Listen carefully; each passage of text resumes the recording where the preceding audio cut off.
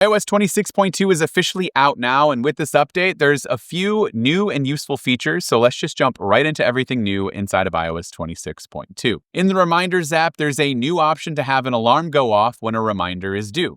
Setting up an alarm can be done by toggling on the Urgent option when you create the reminder. When a reminder alarm activates, you'll now see a snooze option or a slide to stop option. So if you decide to snooze it, it'll show a countdown on your lock screen that includes an option to complete the reminder or reschedule it. Apple distinguishes reminder alarms from your standard clock alarms with a new blue color. Apple will also give you a splash screen letting users know about the feature, plus a small banner that shows up when you go to add a new entry in the Reminders app after updating to iOS 26.2. There's a new liquid glass slider on the lock screen that lets you now customize the appearance of the clock. So when using this glass option, you can use the slider to make the time look almost entirely clear, or you can give it a more frosted look. There still continues to be a separate solid toggle that turns off the liquid glass appearance for that lock screen clock entirely if you want to opt for a much more opaque design, and you can also still use the color options for the clock too. When using the new liquid glass tinted option that reduces transparency, there's now a warning that the tinted option cannot be used in tandem with the reduced transparency and increased contrast accessibility settings. So if you have that on and you try to use the tinted option, you will not be able to do so.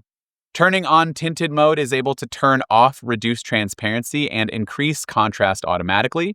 In the prior betas, there was no option to turn on tinted mode without turning off these features manually, so it looks like this is where Apple has settled to make things a little bit easier. Apple added new AirDrop functionality, which now provides a way for two people to share files temporarily without having to add one another as contacts.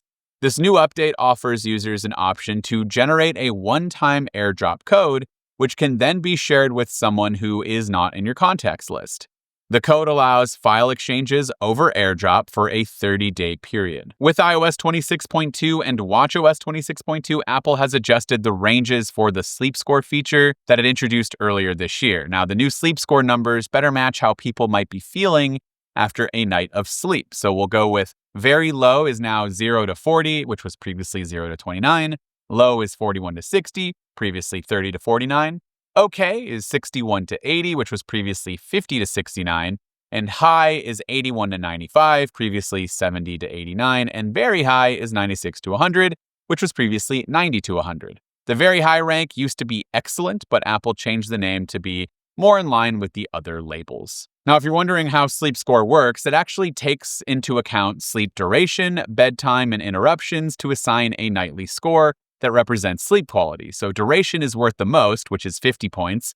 Bedtime is worth 30, and interruptions, which is the times that you're waking up in the middle of the night, are worth 20, for a total of 100 possible points for each night. The podcast app now adds support for 3 new features, including automatically created chapters, options to see mentions of other podcasts from the transcript and the player, and access to links mentioned in a podcast on the episode page. In the settings section of the Passwords app, there's an option now to manage websites where passwords are not saved when signing in. The Freeform app now supports tables, which honestly I kind of assumed you could always do, but obviously I never really used this app. But if you do and you've been wanting tables, well, now you have them. Apple's Measure app now features a new liquid glass design for the level, with 2 liquid glass bubbles instead of the white circles that we had before. CarPlay now supports disabling pinned messages in the Messages app for drivers who prefer the classic Messages view that was available before iOS 26.2.